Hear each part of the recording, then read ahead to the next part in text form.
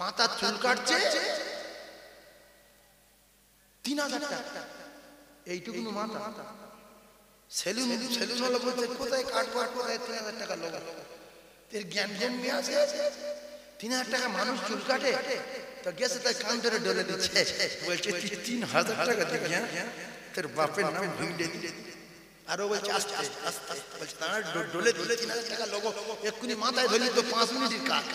তোর কান ধরে টানবো, দাবনা ধরে টানবো, চামড়া ধরে টানবো, নাক ধরে পাক দেবো, দাড়ি ধরে ডলবো, পিঠ চালে কিল মারবো। শুধু 3000 টাকা ছুঁইলেও কি আছে, কিচ্ছু আছে? এইটুকু মাথা 3000 কি নেবে হতে? একটুকু মাথা চুল ফেলে দেখেন একটু, তো উদি কি করবে? 3000 টাকা নেবে। তাই আস্তে আস্তে করে কেটে কেটে মাথার এই এরকম কেটে যেন মোরগ লড়াই লাগে,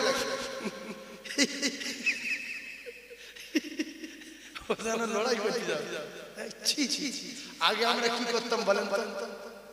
মাথার চুল বড় হয়ে গেল, বড় হয়ে গেল, কারোর কাছে গাই করছি, তোর আবার কাছে আসে না, কেটে দিক না, তুই যেরাম পারে দিত, খাবলা হোক আর গাবলা হোক, খুশি। এখন নিজের ছেলের বলছি আমি তোর কেটে দিই, না হবে না, আমি সেলুন নিয়ে যাই, না কোথা যাবো? হাতিশালা যাবো, কারণ মরণ ভাগ্ন। ফজল খরচা করলে আল্লাহ খুশি না বেজা? জোরে বলেন। বাপ কিন্তু সন্তানের আটকাতে পারছেন, এ ছেলে বাপের মানে না তো। যদি বাপের মানতো, ওই বাপ শুধু বলবে আমি তোর বাড়ি কেটে দেব, এখানে বসে থাক। হাতিশালাই ঘটে পুকুরে নিয়ে যাওয়া, ও বলবে আমি তোমার মতো বাপের মানি। মা বলবে যাই দেখো, যা বলছে তাই করো, জমি বিক্রি করে চুলটা কাটো, বলছে জমিটা বিক্রি করে চুলটা কাটো। ভাইজান আমার বাদিরা, এরপরে মাথায় আবার ওই সেই গাছে বসে থাকে মুগলি লাই, গিরগিটে, মাথায় গিরগিটের মতো ছবি করে মাথা চুল কাট, যেন গিরগিটে বসে রয়েছে মাথায়। কথা ঠিক না ভুল?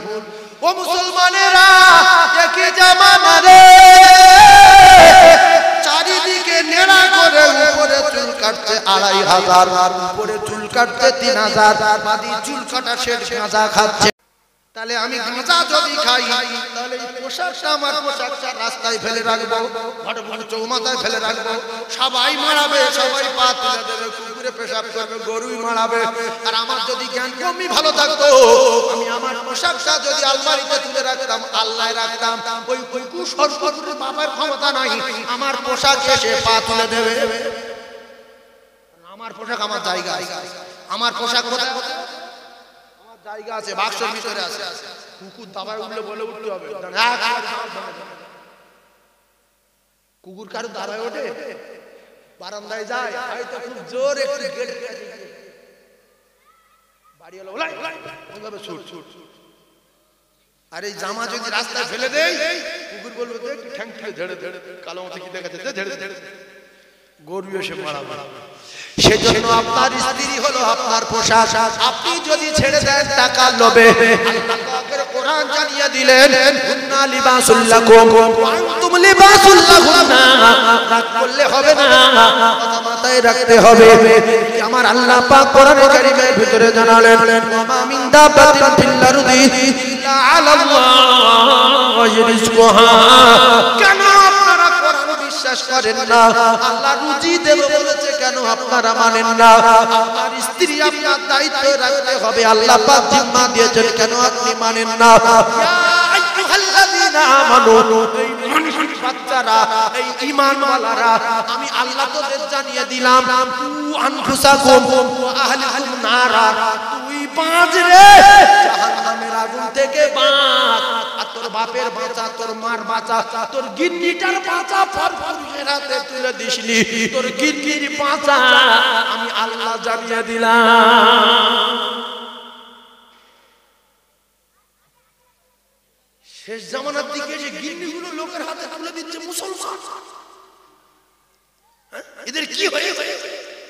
ভিক্ষা করে খান না, ঘাটে বুকে চৌমাথা এত লোকজন ভিক্ষা করেন না, গিন্নির বরকা কিনে দেন, সরিষা তেলের টিন কেটে মাঝখানে ইঞ্চি ছিদ্র করে দেন, হাতে একটা লাঠি দেন, বল বসে বসে মারবি, চেল্লাতে হবে না, শুধু আওয়াজ দিবি আর বলবি, শুধু আওয়াজ দিবি, লোক বুঝবে যে ভিক্ষা করছে, টাকা চাচ্ছে, টাকা দিতে হবে। আমি সন্ধ্যাবেলা গেলে তুলে নিয়ে আসবো, 500-700 টাকা হবে, ওতেই হাট বাজার করে খাবো। সুদ খেয়ে জাহান্নামে যাওয়ার চেয়ে ভিক্ষা করে খেয়ে আল্লাহর জান্নাতে যাওয়া ভালো।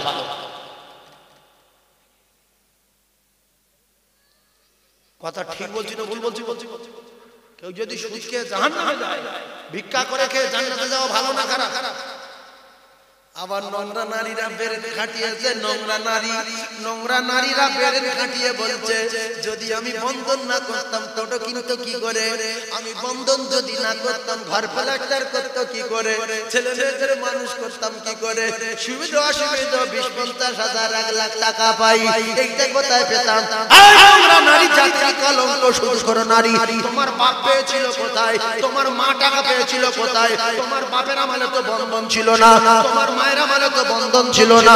এরা তোমাদের মানুষ করেছে কি করে, লেখাপড়া শিখিয়েছে কি করে, ঘর বাড়ি বাঁধেছে কি করে, রোগ ব্যাধি হলে ডাক্তার দেখিয়েছে কি করে? জাহান্নামী নারী জাহান্নামী পেলাম স্বামীর দিয়েছো, মূর্খ স্বামী মেনে নিয়েছে। জামার গিন্নি যদি ছেড়ে ছেড়ে কি ইনকাম হয় হোক, কবর হাঁটর মিথ্যা কথা, ওগুলো নবী বলে, ওগুলো যদি মুসলমানে মানতো, গিন্নি ওদের হাতে তুলে দিত না।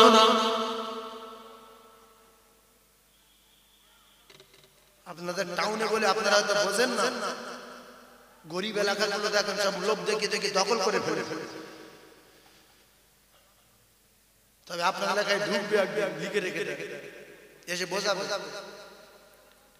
বোঝাবে যে গিন্নিগুলো তুলে দাও, সুবিধা অসুবিধা টাকা পাবে, এসে বোঝাবে, বুঝিয়ে 15-16টা করে মেয়ে এক জায়গায় করে ওদের ভিতরে চয়েস করবে, যেটা সবচেয়ে ভালো সেইটার গ্রুপের হেড করবে। আর টেরি নেলা কালো বাঁকা ওদের বলবে তোরা শুধু টাকা টাকা। আর এইটা হেড কেন? কলকাতা যেতে হবে, এয়ারপোর্টে যেতে হবে, ধর্মতলা মিটিং করতে হবে, কালো কালো বেটে টেরি হলে মানাবো না, আমাদের সঙ্গে সেটিং করার জন্য এই 16টার ভিতরে যেটা সবচেয়ে সুন্দর দেখতে ওর হেড করবো, কেন ওর আমাদের সঙ্গে ঘুরলে তবে মানাবে। এইটা হবে, বলে দিচ্ছি, এটা একদিন হবে, লিখে রেখে দেন, একদিন আসবে।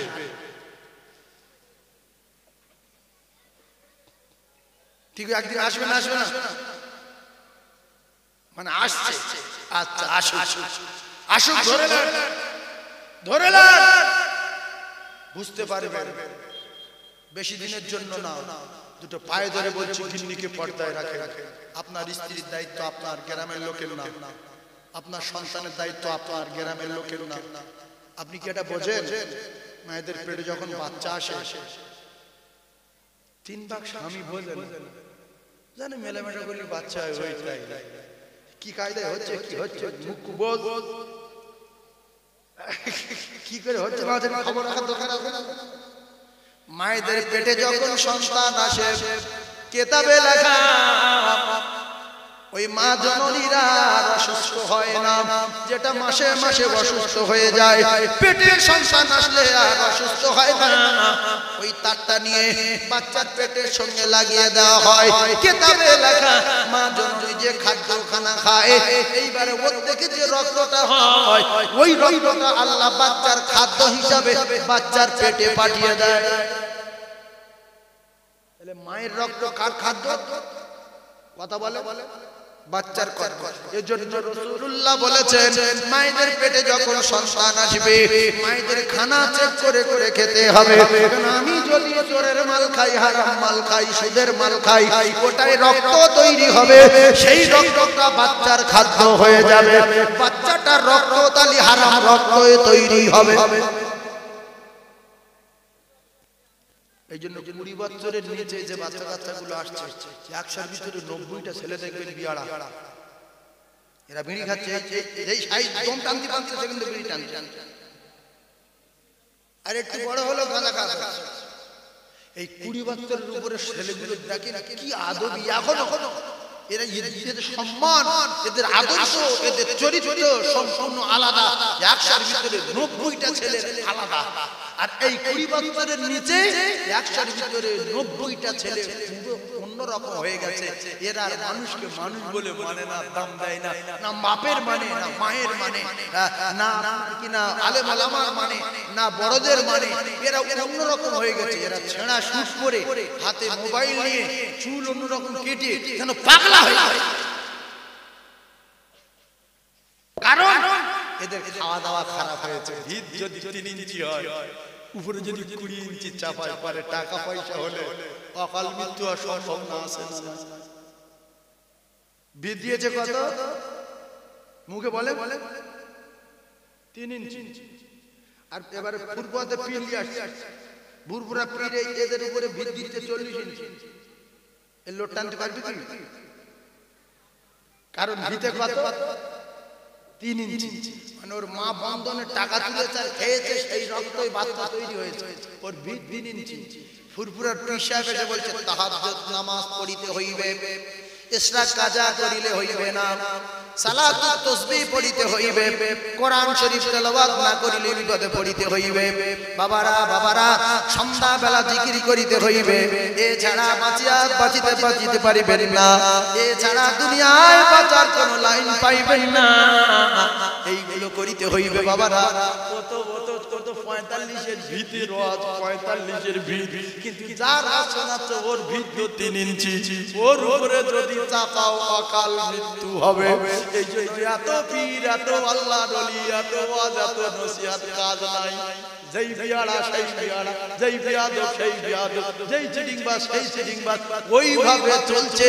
শুধু কটা মুরব্বি 5 ওয়াক্ত নামাজ পড়তে আসছে। এইরকম জলসা হলে জোয়ান ছেলে অন্তত 200-500 থাকত। এরা অন্যদিকে চলে গেছে মোবাইল। কার সর্বনাশ করবো, কার ফোন নাম্বার নেবো, কার ক্ষতি করবো, কোথায় দীঘা যাবো, কোথায় ইকো পার্ক যাবো, কোথায় গাড়ি ভাড়া করবো, উলমার মতো হয়ে গেছে। মাথার চুল কাটছে 3000 টাকা, এইটুকুনো মাথা। সেলুন হলো বলছে কোথায় কাটবো, কোথায় 3000 টাকা লোক। এর জ্ঞান জন্মে আছে। 3000 টাকা মানুষ চুল কাটে? তো গেছে তাই কান ধরে ডলে দিচ্ছে, বলছে 3000 টাকা দিবি? হ্যাঁ, তোর বাপের নাম ভিড়ে দিলে। আরো বলছে আস্তে আস্তে, বলছে তারা ডলে দিলে 3000 টাকা লোক। এক্ষুনি মাথায় ধরলি তো 5 মিনিটের কাজ। তোর কান ধরে টানবো, দাবনা ধরে টানবো, চামড়া ধরে টানবো, নাক ধরে পাক দেবো, দাড়ি ধরে ডলবো, পিঠ চালে কিল মারবো। শুধু 3000 টাকা ছুঁইলেও কি আছে? কিচ্ছু আছে? এইটুকুনো মাথা 3000 কি নেবে হতে? একটুকু মাথা চুল ফেলে দেখেন, একটু উদি কি করবে? 3000 টাকা নেবে। তাই আস্তে আস্তে করে কেটে কেটে মাথার এই এরকম কেটে যেন মোরগ লড়াই লাগে,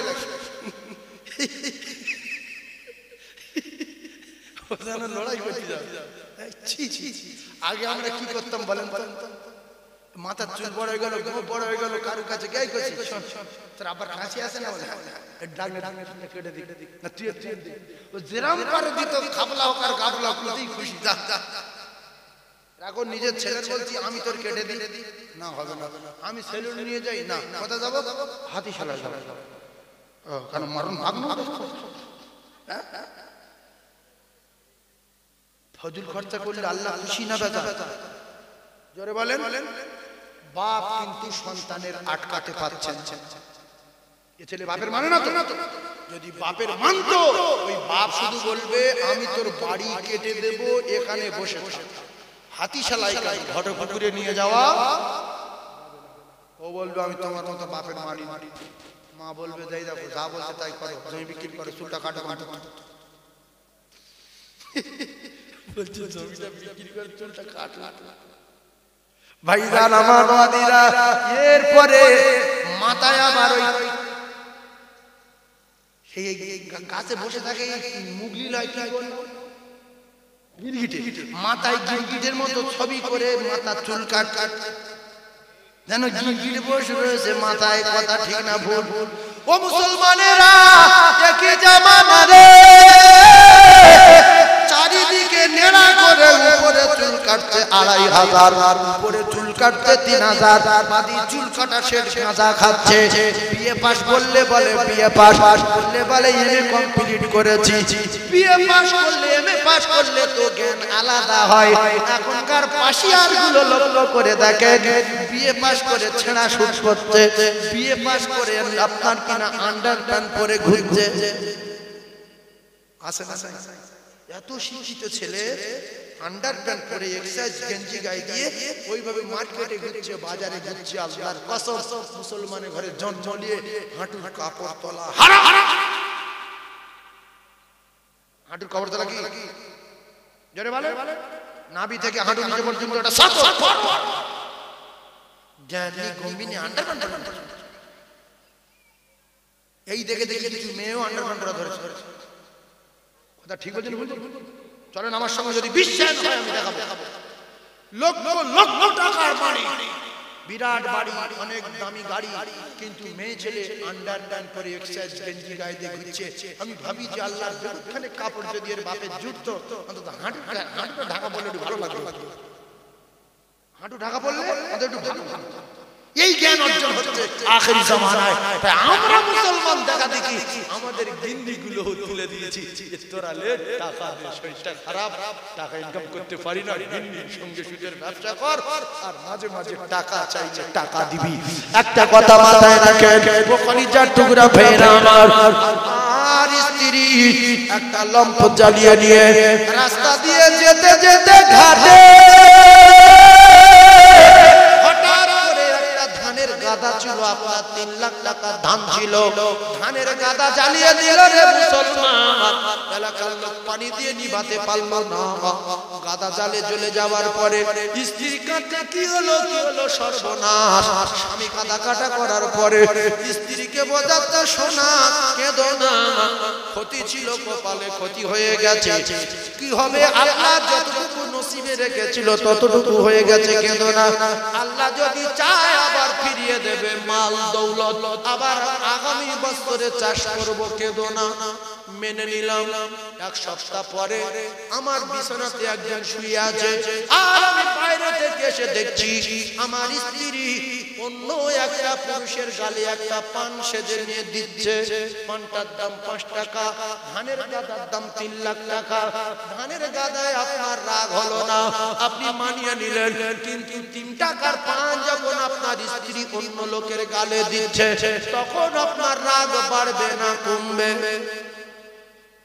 বলে কথা না বলার কারণ কি? যে সামান্য পান আমার গিন্নি সপ্তাহ সপ্তাহ 4.5 কথা বলে, কিচ্ছু হয় না। যাদের জ্বালা ধরবে তারা কথা বলছে। আপনার স্ত্রী যদি আপনার বিছানায় অন্য পুরুষকে শুইয়ে গালে একটা পান দেয়, এতে আপনি খুশি না বেজার? বেজার। তাহলে 3 লক্ষ টাকা ধান পড়ে গেলে সহ্য করব, কিন্তু 5 টাকার পান যদি কানের গালে পুড়িয়ে দাও, সহ্য করা? তাহলে আপনি কি করে সহ্য করছেন? একটা পরপুরুষ আপনার বাড়ি এসে সপ্তাহে সপ্তাহে আপনার গিন্নির সঙ্গে আলোচনা করে, আপনি সহ্য করছেন কি করে? না হুজুর, সে তো টাকা দেয়। সে কি দেয়? টাকা দেয়। টাকাটা ফাউ দেয় না, মাঝে মাঝে দেয়, আস্তে আস্তে করে দিয়ে দিতে হয়। ফাউ দিলে তাই সহ্য করা যেত, আগুন জলে জ্বলবে, ফাউ ফাউ দিয়ে ওখানে সহ্য করবো, সহ্য তো করতে পারবেন না। তবু ফাউ দিলে একটা শাস্তি, আবার তাদের ফিরিয়ে দিতে হয়, না দিলে আবার টেনে নিয়ে যায়, এ বাড়ি ও বাড়ি খোঁজ করে, টেনে নিয়ে যাচ্ছে। আর একটা মেয়ের বলছে ছবিটার মাঠ ধরে নিয়ে আয়, এতে বিষ খেয়ে মরে যান, যান একা নেকি আছে গোনা কম হবে, এ জীবন ডাকাতে মরে। যে নিজের গিন্নি আটকাতে পারবে না, সে পুরুষরা কোথায়? কলিজার টুকরা ভাইরা, বোঝার চেষ্টা করো, আমাদের ঈমান আমাল ঠিক মজবুত হচ্ছে না। তার কারণটা কি? তার কারণটা আমি তুলে ধরতে চাই। আমাদের খাওয়া ঠিক নাই রে কলিজার টুকরা ভাইরা। ও বন্ধন করা মা জননীরা, একটু কথা মাথায় রাখতে হবে। বন্ধনের টাকায় আপনি বন্ধনের টাকায় সিমেন্ট বালি কিনে ঘর প্লাস্টার করেছেন, মৃত্যু পর্যন্ত রাকাত নামাজ কবুল হবে না।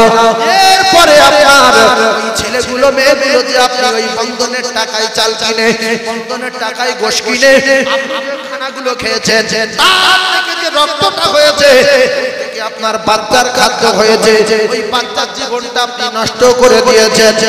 তাই না, আপনি আপনার স্বামীকে জাহান্নামের টিকিট দিয়েছেন। রাসূলুল্লাহ জানান আত-তাইয়ুসু লা ইয়াদখুলুল জান্নাহ।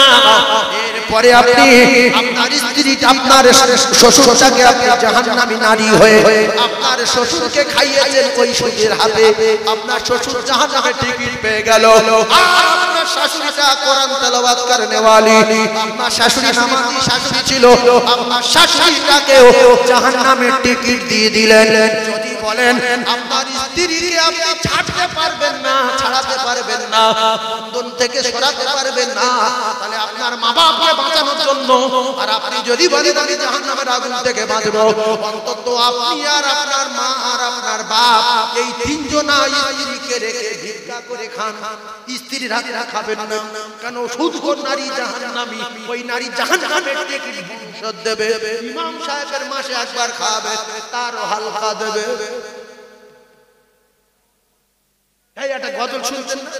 বেনামাজির হাতের পানি হইবে হারাম, বেনামাজির সাজা হবে হাসরের ময়দান। শুনেন, বেনামাজির হাতের পানি যদি এত ডেঞ্জারে যায়, সুদখোর বেনামাজি জাহান্নামের নারীর হাতের পানি কি হবে?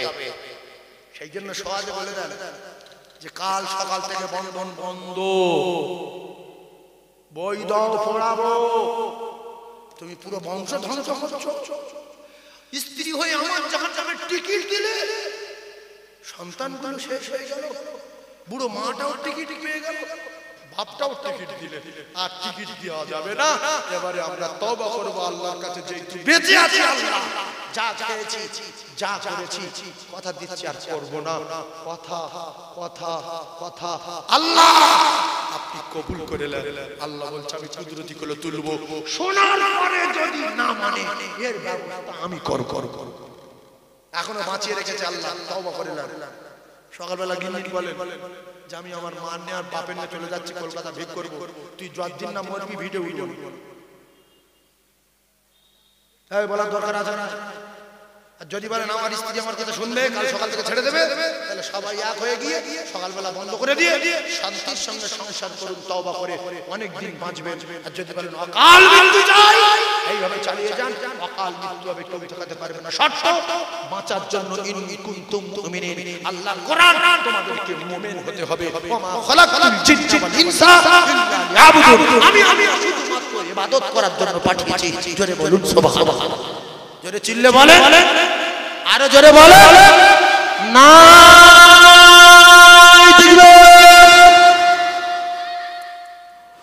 ওই আরশ পাকের তারা খসে, ওই আরশ পাকের তারা খসে নেমে এসেছে, আর আল্লাহ তাআলা, আর আল্লাহ তাআলা রহমতের দুয়ার খুলেছে, আল্লাহ তাআলা রহমতের দুয়ার খুলেছে। আসবেন নবী দুনিয়াতে,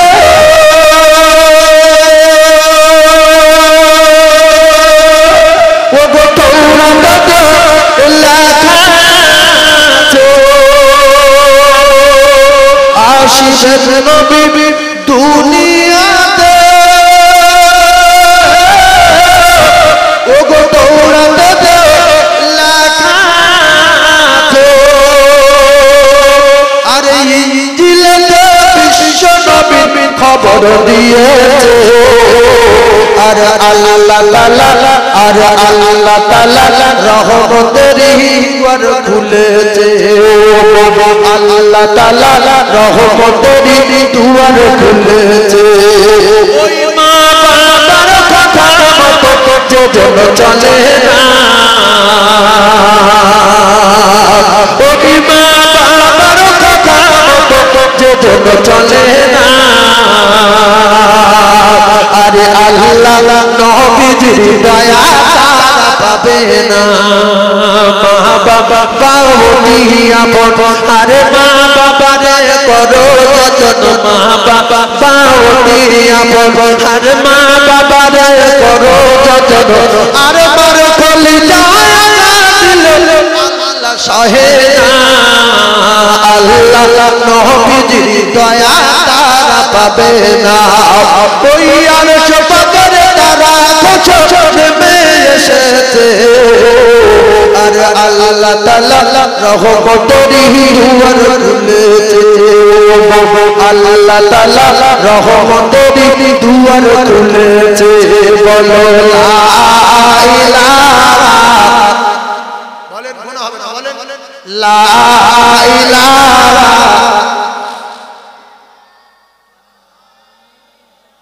লা ইলাহা ইল্লাল্লাহু মুহাম্মাদুর রাসূলুল্লাহ বড় 80 বছরের কাফেরের পাপ আল্লাহ তার জিন্দেগীর গুনাহ খাতা maaf করে দেবে যদি কলেমাতে একটু ভক্তি ভরে আর বিশ্বাস করে পড়ে লাই তাই যদি বলেন আমরা বেগুনাহ তাহলে আপনাদের কলেমা পড়ার দরকার নাই যারা আছেন গুনাহগার আল্লাহ রাসূল বলেছেন গুনাহগারে কলেমা পড়লে আল্লাহ তার বেগুনাহ মাসুম করে দেয় কিছু মানুষ নিষ্পাপ বলে জবান বন্ধ করে বসে আছে বলে না তাই আরো একবার সুযোগ দেওয়া হচ্ছে যদি গুনাহগার কেউ থাকেন কলেমা পড়েন লা ইলাহা ইল্লাল্লাহ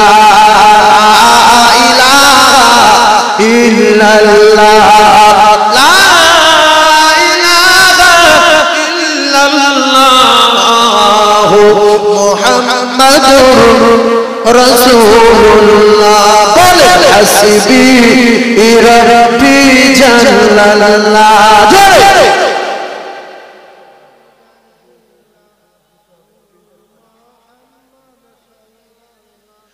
নূর মুহাম্মদ সাল্লাল্লাহু লা ইলাহা আরে জোরে বলে লা ইলাহা লা ইলাহা ইল্লাল্লাহ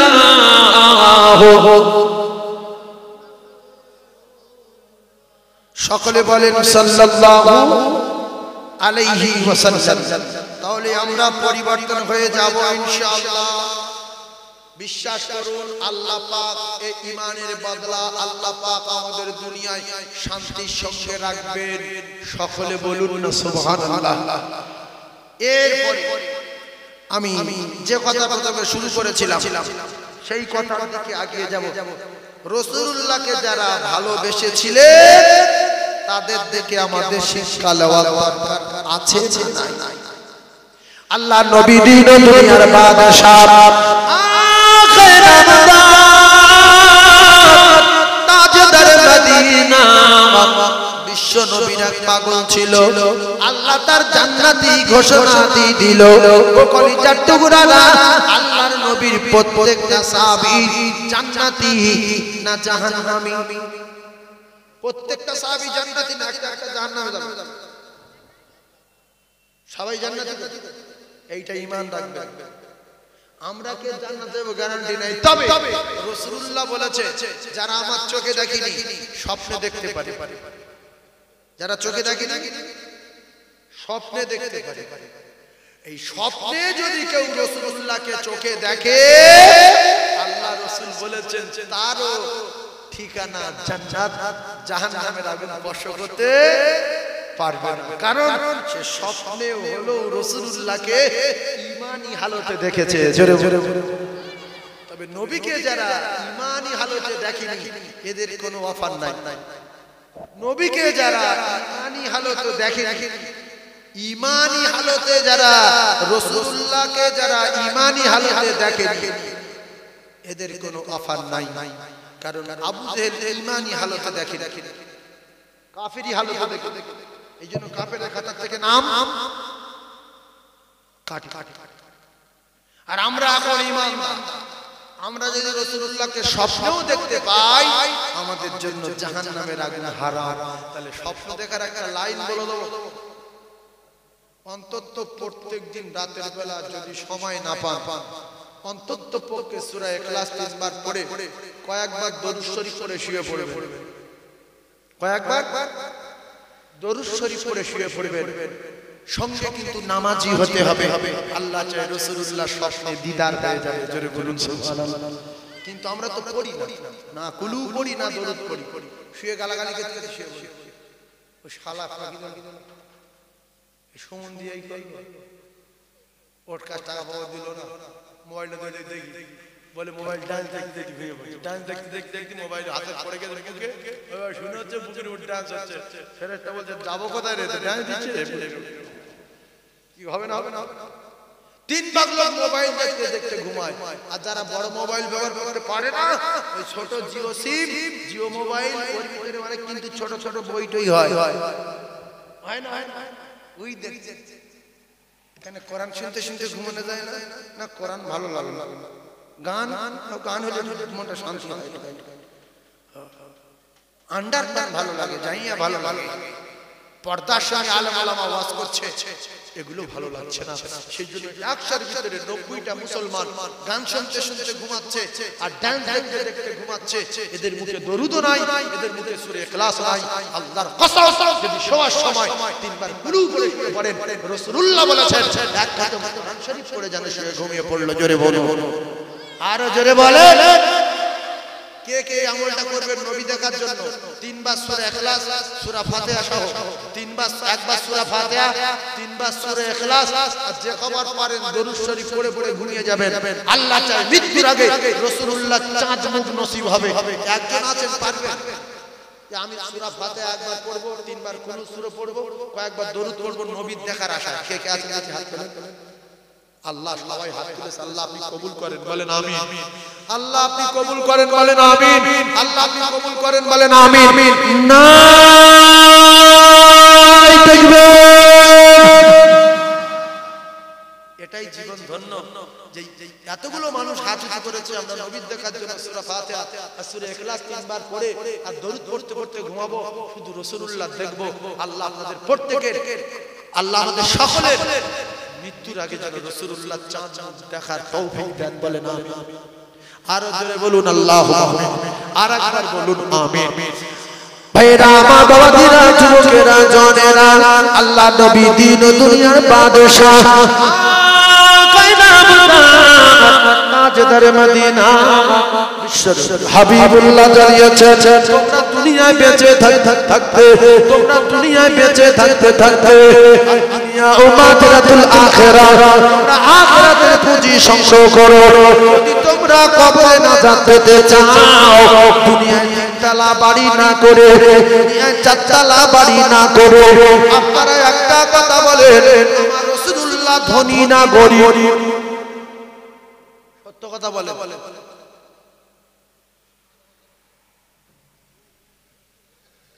রাসূলুল্লাহ ধনী না গরীব?